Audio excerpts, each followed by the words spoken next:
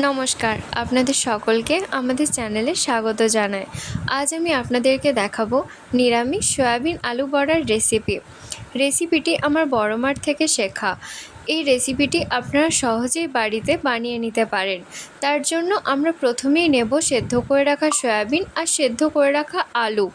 তারপরে সেদ্ধ করে রাখা আলুটিকে আমরা ভালোভাবে ম্যাশড করে নেব। ম্যাশড হয়ে গেলে তাতে আমরা দেব পরিমাণ মতো লঙ্কা গুঁড়ি, স্বাদ মতো লবণ আর পরিমাণ মতো জিরা গুঁড়ি। মশলাগুলিকে আমরা আলুটির সাথে ভালোভাবে মাখিয়ে নেব। তারপরে সেদ্ধ করে রাখা সয়াবিনটিকে আমরা ছোট ছোট করে কুচিয়ে নেব, আর কুচোনো সয়াবিনটিকে আমরা আলুটির মধ্যে দিয়ে ভালোভাবে মাখিয়ে নেব। মাখানো হয়ে গেলে আমরা আলুটিকে ভালোভাবে শেপ দেব। আপনারা চাইলে নিজেদের পছন্দ মতো যে কোনো আকার দিতে পারেন। এরপর বড়াগুলিকে আকার দেওয়া হয়ে গেলে আমরা কোটিংয়ের জন্য নিয়ে নেব শুকনো বেসন। এরপর বড়াটিকে আমরা দুদিকে ভালোভাবে শুকনো বেসন দিয়ে কোট করে নেব।